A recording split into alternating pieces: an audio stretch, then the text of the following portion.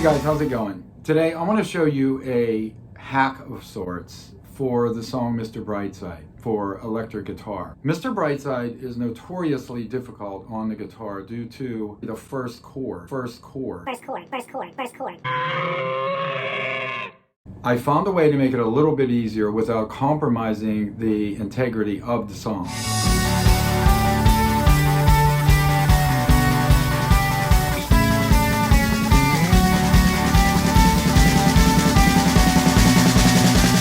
In order to make this less difficult for you in terms of having to tune down a half step, I'm going to leave it in standard tuning. So what we're going to do is take our third string and tune it up 1/2 step to G sharp. What that's going to do for the performance of the song is give us a way to keep one finger, mainly your pinky, from having to be up that extra fret as it is in the original. We're used to tuning strings down to drop D or tuning the whole guitar down, where if you tune one string upward, it collapses the chord shape a little bit enough to make it more playable.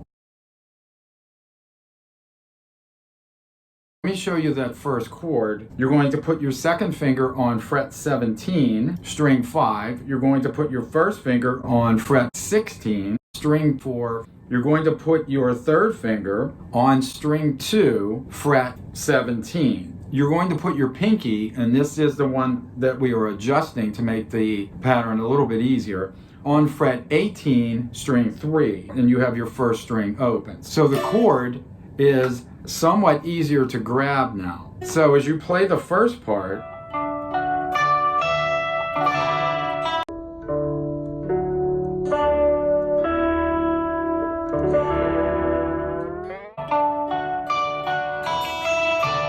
and then you drop to that second chord by lifting your middle finger.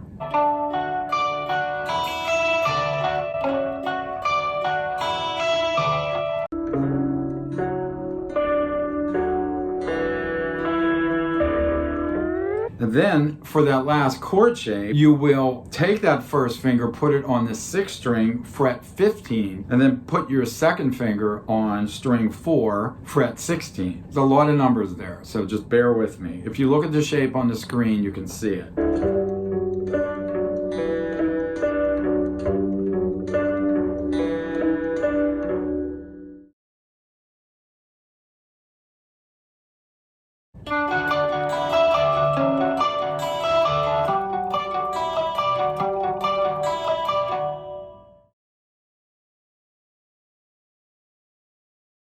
Then when it comes to moving those chords, it's much more difficult because this pinky likes to slide back to fret 18, which cannot be, because as it slides back, it either mutes out, I'm sure you found this if you're trying to play this song, or it sounds fret 18, which is not the right key if you are in the regular tuning.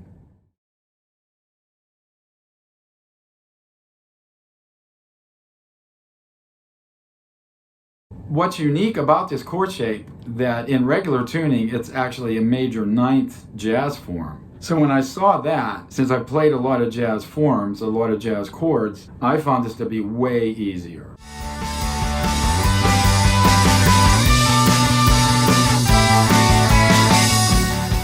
There's a certain vibe about the way you have to play this chord as it rings out during that intro and when it comes back later in the tune that needs to be there.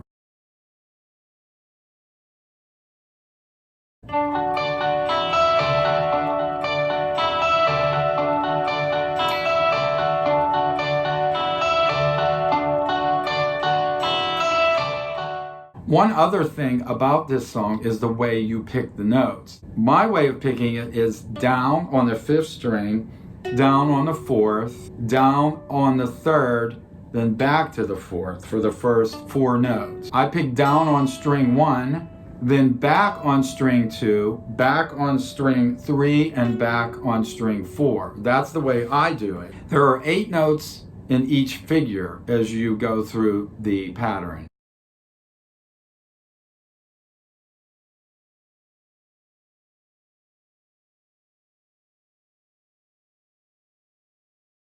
When we go to the pre-chorus, you're going to place your first finger on string 2, fret 5. You're going to place your second finger on string 3, fret 6. And you're going to place your third finger on string 6, fret 7. And then you get that first chord of the pre-chorus.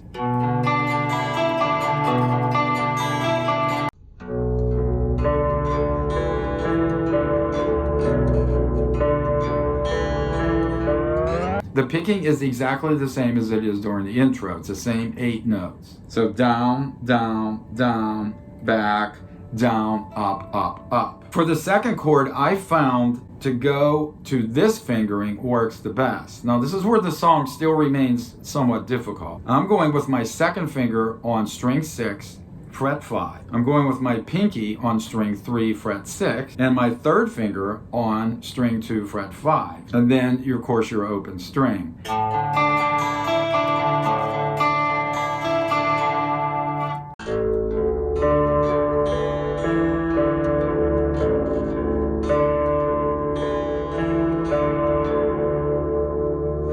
That makes it easier to travel to the final chord, which is the big stretch chord, where your first finger goes on string 6, fret 3. Your other 2 fingers, your pinky and your third finger, remain where they were on string 2 and string 3.